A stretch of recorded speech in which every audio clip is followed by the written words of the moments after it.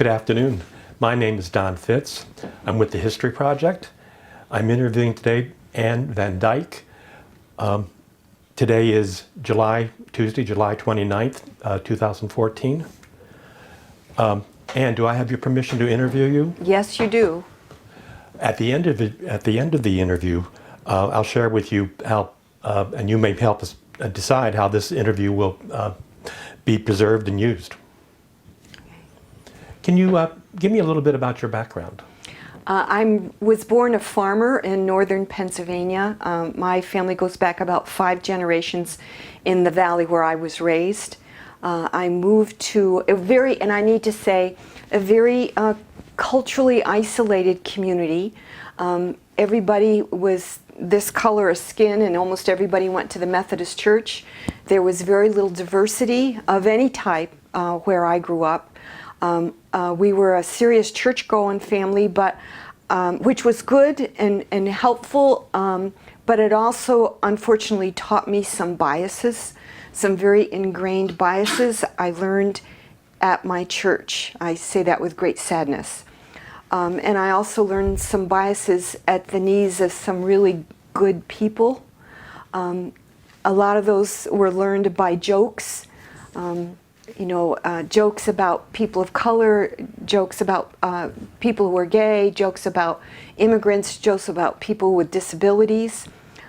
So when I moved to Harrisburg at the tender age of, I was 19, when I came down to this area to work at the Methodist home. From where, Ann? Oh, Bradford County, which is Pennsylvania? Yes, which is as far north as you can get without falling off the top of the state, So when I moved down here to work at the Methodist Home for Children in Mechanicsburg when I was about 19, Mechanicsburg was much like the area where I grew up, also quite culturally isolated. Let me hold 1 minute.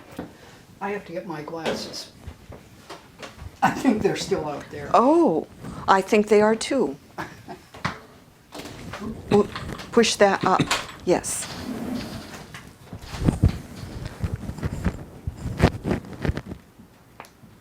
Wouldn't you know the dog would make noises?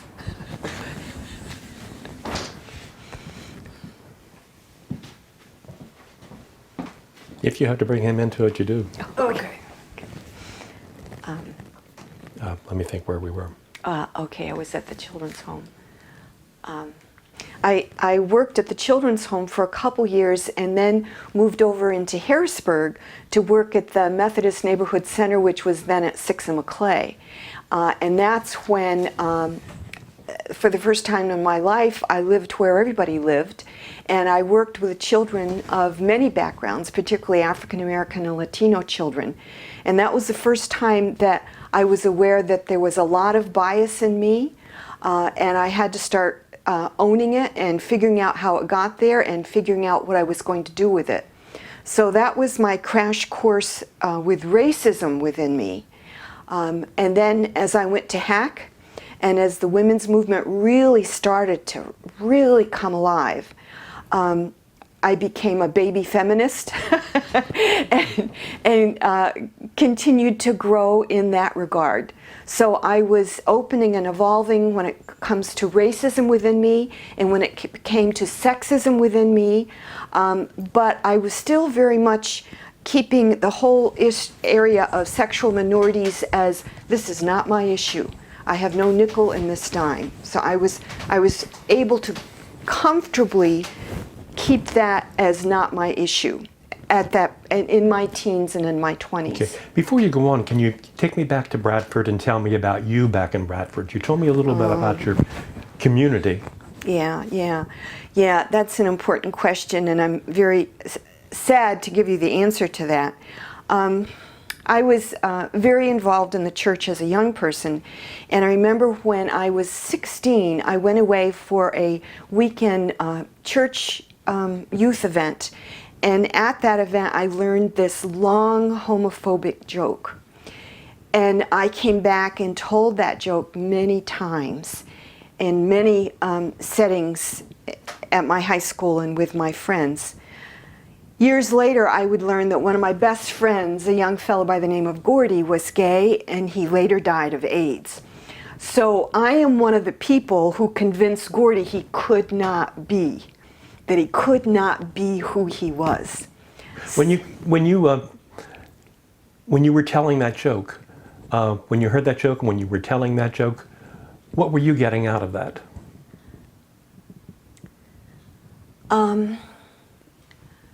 What was I getting out of it? Well, again, it's that the belief that because I wasn't gay and I didn't have any relatives who were gay and I didn't know any people who were gay, and by the way, much of that turned out to not be true, but that's what I thought at the time. Therefore, I did not have to worry about being kind to this group of people. I did not know any of them. So it wasn't my issue. I didn't have to be kind to them. And telling the joke got me attention. I think that's the best I can do. So Gordy was the first gay male that you knew? That At the time you knew? At the time. And of course, I didn't realize Gordy was gay until I was in my late 20s. And then when I realized it, I was just heartbroken realizing that the impact that I had and the message that I had given him when we were teenagers and when we were growing up together.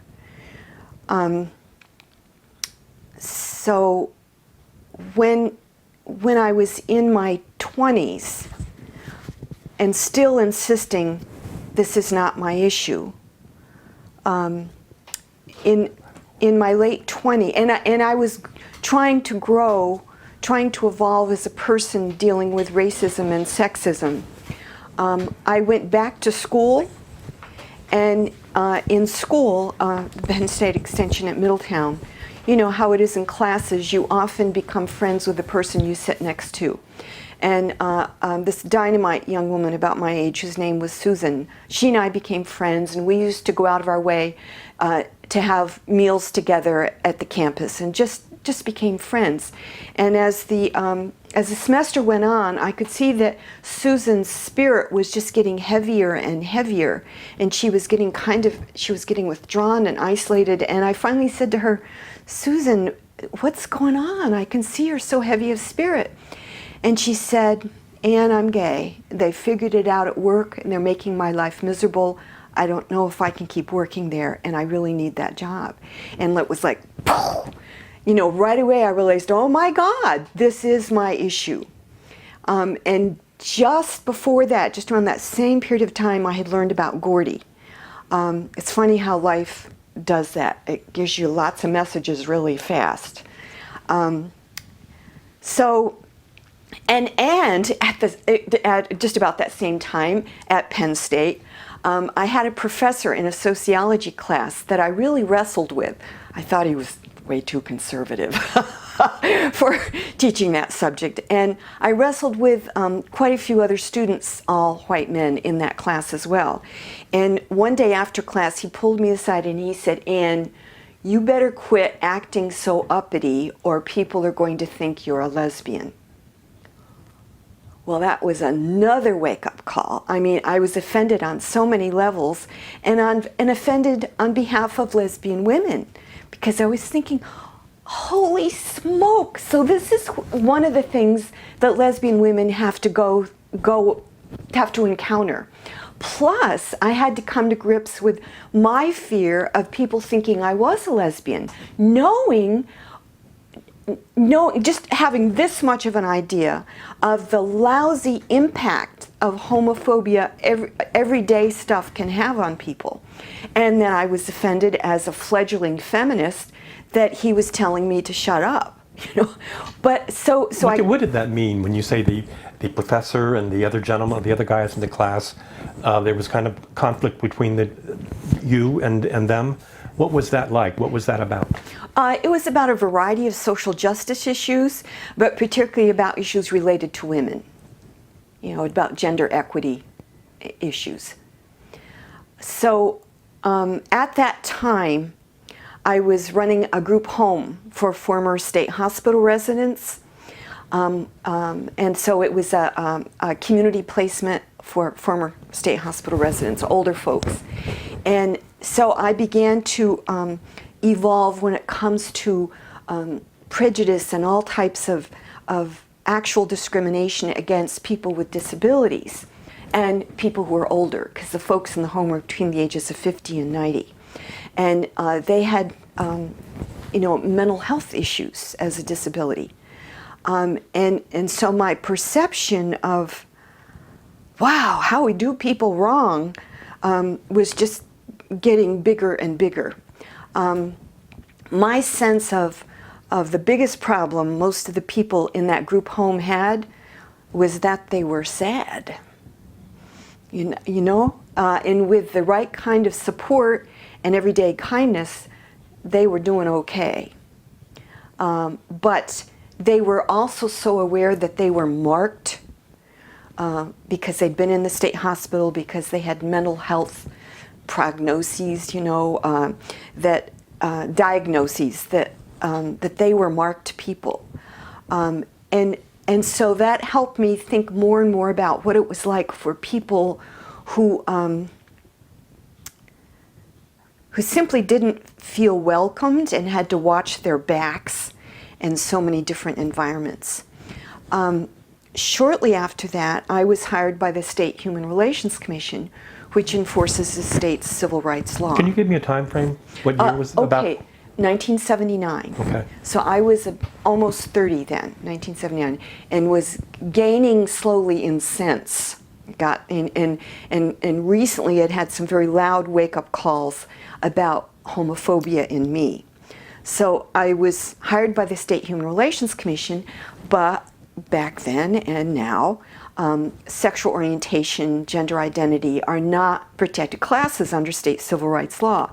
The law addresses employment, education, housing, and public accommodations. And so when I started with the commission, I thought, well, this is something that I care about now and am beginning to get some sense about, but it's not under the jurisdiction of the agency with which I work for. So again, I was still kind of going, well, there's not really anything I can do. I can care, but I can't do, which is another really common excuse that straight people give themselves. They go, I'm not gay, none of my relatives are gay, I don't want any friends are gay, and even if I do, there's nothing I can do. And just about this time, so just at my late 20s and just about the time that I started working for the commission, my first cousin Robin, and this is another big wake-up call, my first cousin Robin was on Ronald Reagan's staff. Robin's office was down the hall from the Oval Office. And Robin had been working for Reagan ever since Reagan, when Robin was a college intern for Reagan running for the gubernatorial in California.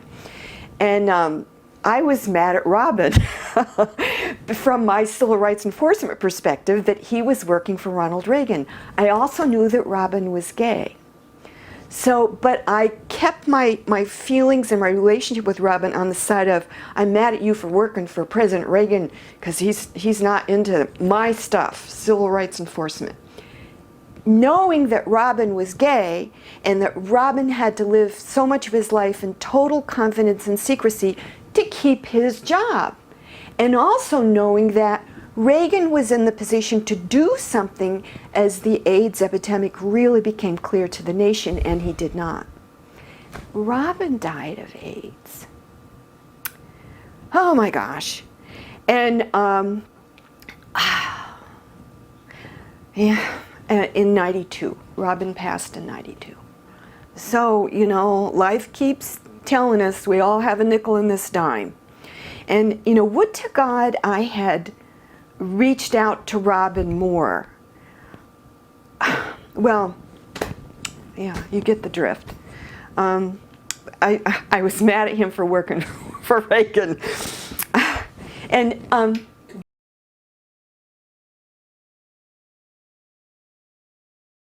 women,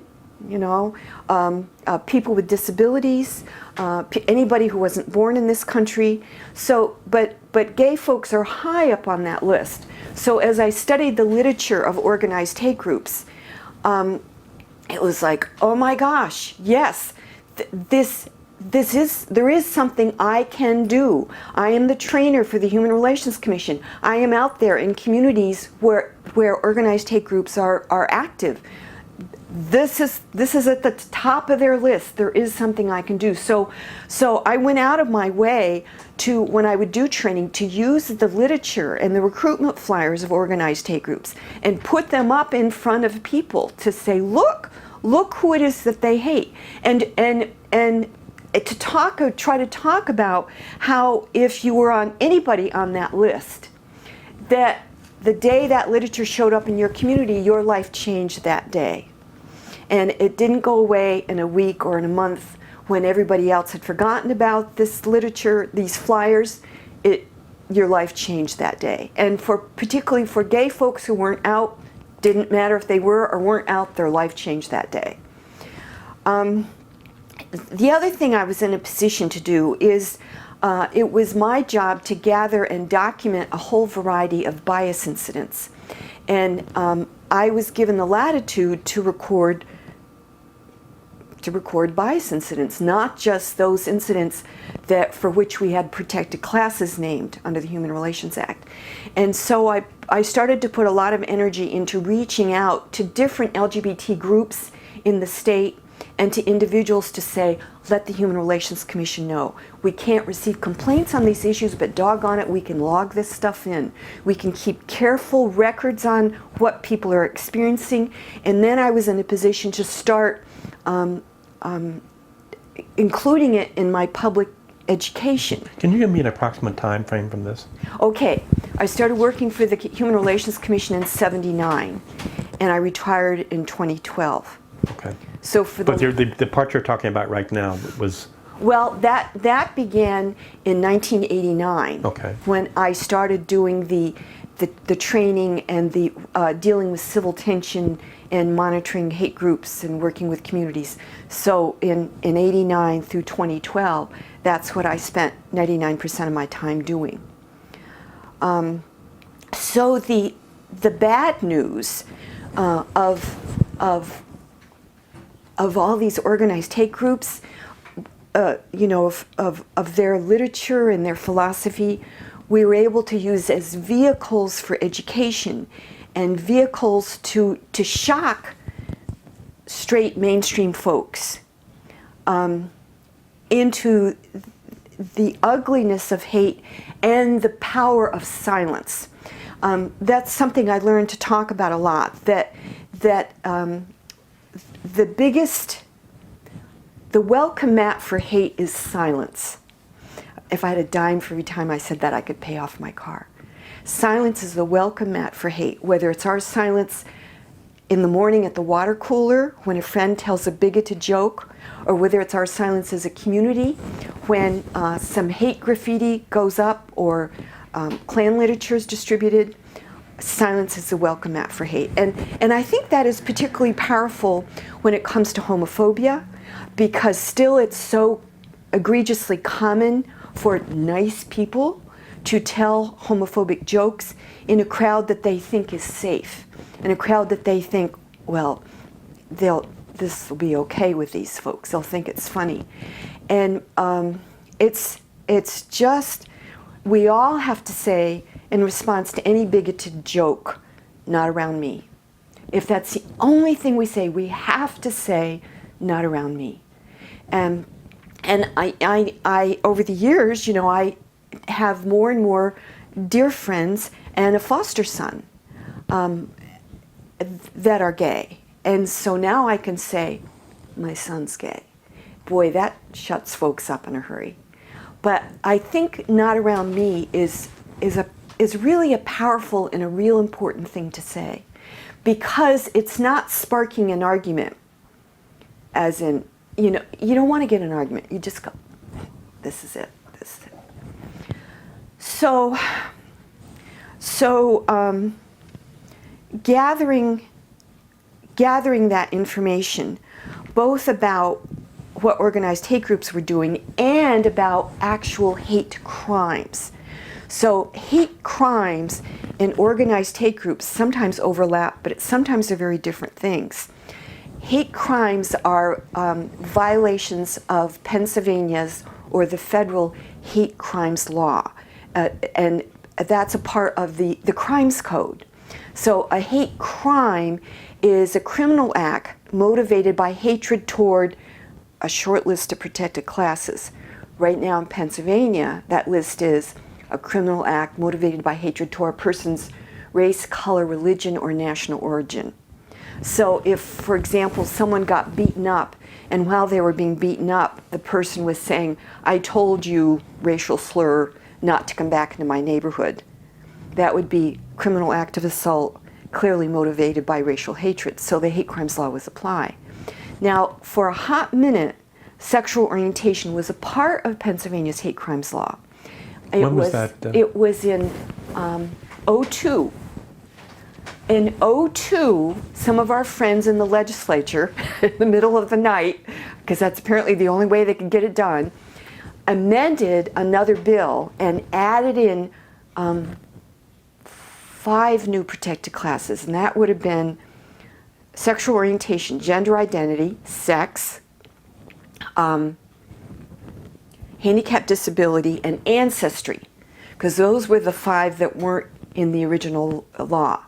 So as soon as that happened, those of us that did the kind of work I did, that kept track of this stuff and did training on the hate crimes law as well as training on organized hate groups, thought, wow, new day. And I bet folks are going to be filing charges based on hate crimes, based on sexual orientation, left and right. It didn't happen. So we had to go, why isn't this happening? Because we knew, of course we knew the hate crimes were occurring. Of course we knew that people were being harmed, physically harmed, and experiencing vandalism to their homes and to their churches and to their vehicle. It was happening all the time. But people weren't filing charges, so we had to be a little astute and go, why not? Well, one of the reasons is a lot of these folks weren't out. Another reason was they feared retribution. Another reason was they didn't trust the police. And so we looked really closely on that, and we started doing more training for law enforcement around this issue is, why aren't people filing hate crime complaints? If we know these types of hate crimes have occurred in the last 2 years, I'd pull out the database and give all these examples. Now that for example, sexual orientation and gender identity are protected classes, why aren't people filing? So we were able to do a lot of that type of training, and we did it as a team. Human Relations Commission, sometimes Pennsylvania Office of Attorney General, often U.S. Department of Justice, often Pennsylvania State Police. It was a great team. And we were able to give that message to all types of groups. We did a lot of teacher in-service training. Ooh, there's that an important group to talk to. Clergy groups, community groups, municipal law enforcement, did a lot of that. Well, in 2007, a group called Repent America, whose whole focus for being is Repent America? Repent. Repent okay. America. Their whole focus for being is being opposed to homosexuality, which now I look at as it's a little like being opposed to the Grand Canyon. After you're done being opposed to it, it's still there, like what's the point here? And they've just done some heartrending things.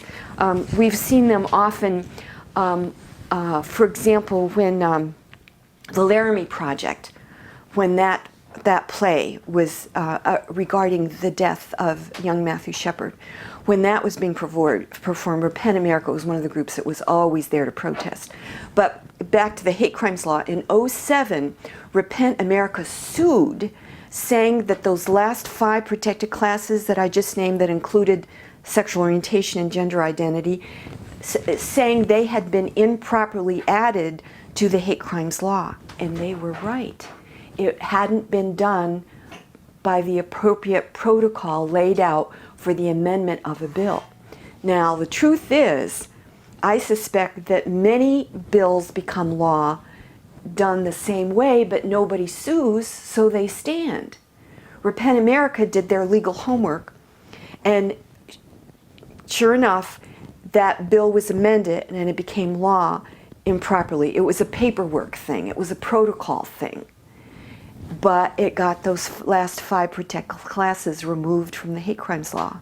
So we're back now to, excuse me, race, color, religion, and national origin. Those are the only protected classes under Pennsylvania's hate crimes law.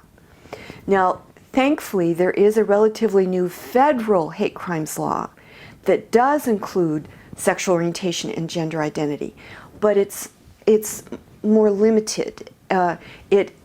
It's only if the hate crime occurs in certain situations, in certain places, like in transportation centers or on interstate or federal highways, or interferes with interstate commerce.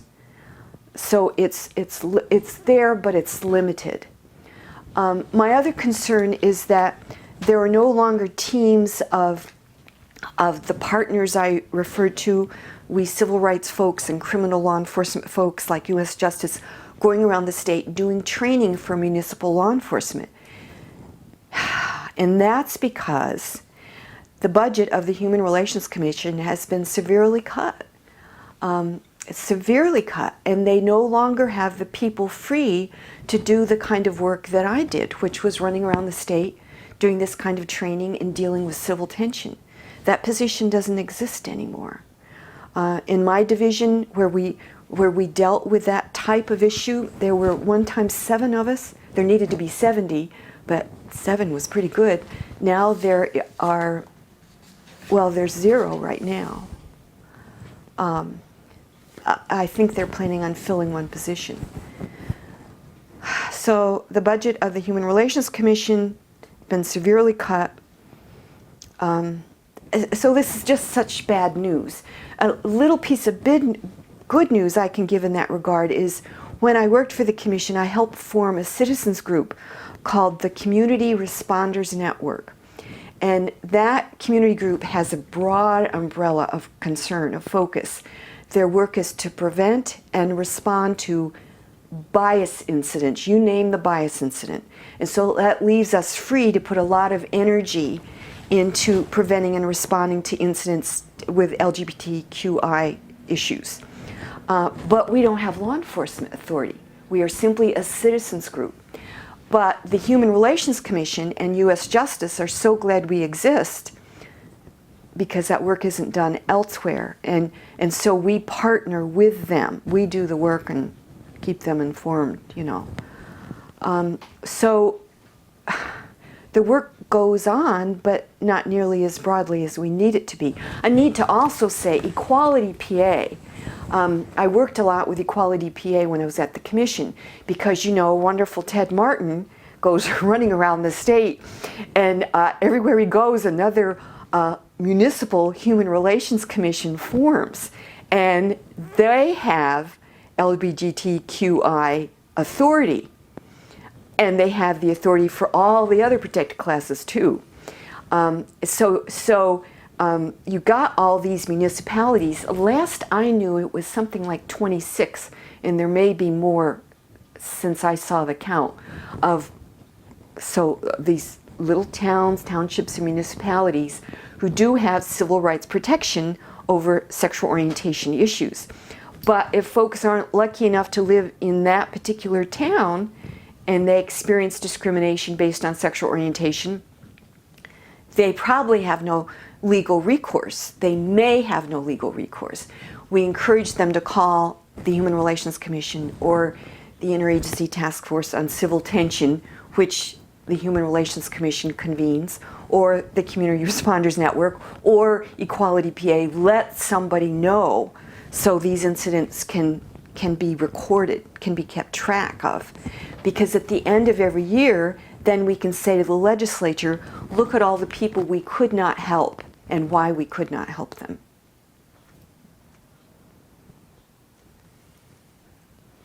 Can you tell me about some of the aha moments in your life regarding the LGBT people?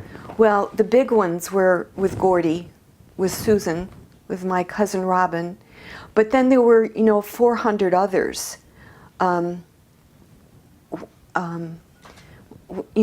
Particularly like when I would hear homophobic jokes, and did not say anything. And then later, in my head, did the list of all the people I love who were cut by that joke. Was there a moment that happened? Was there Many moments, many moments. And that's why I decided within me I have to have that statement ready to say, which is simply not around me or my son is gay.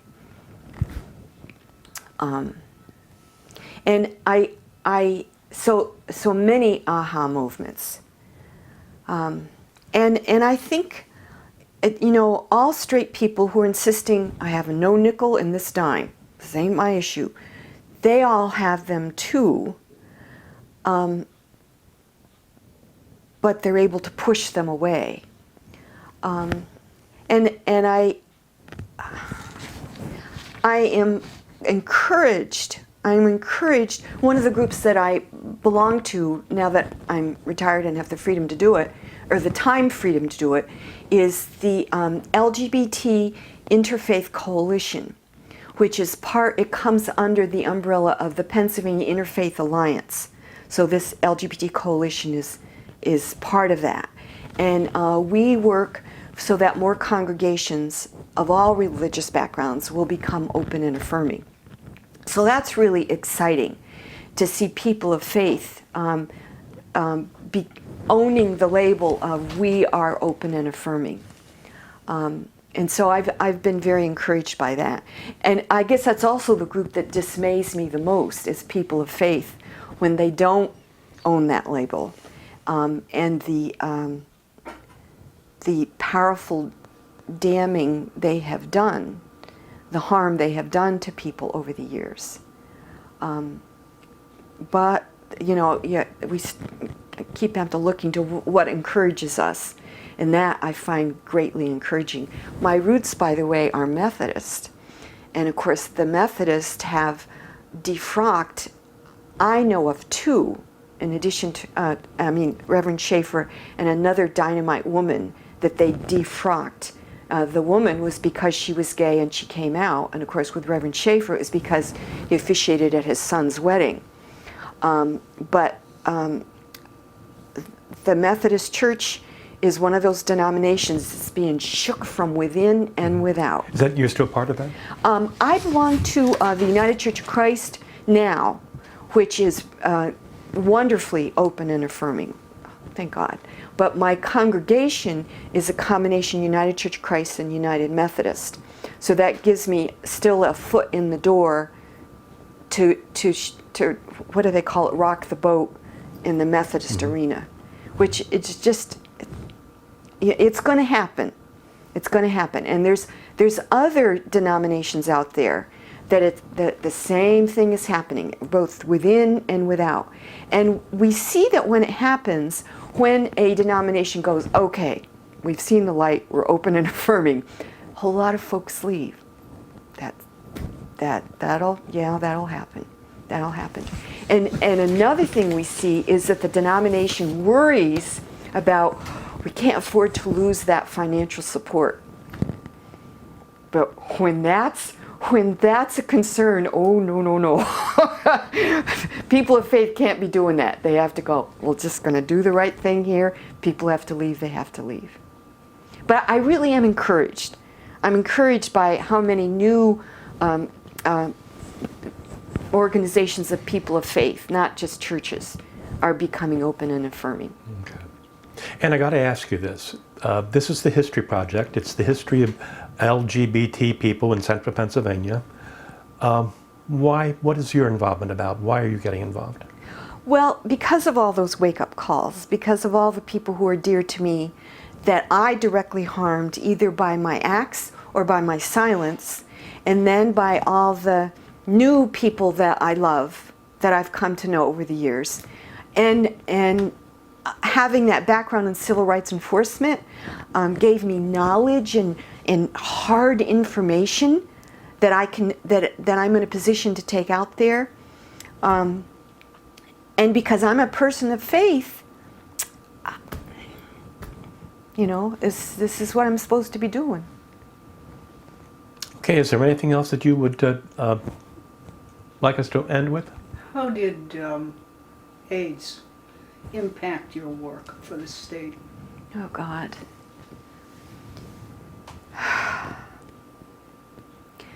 Oh, God. Well, those of us who were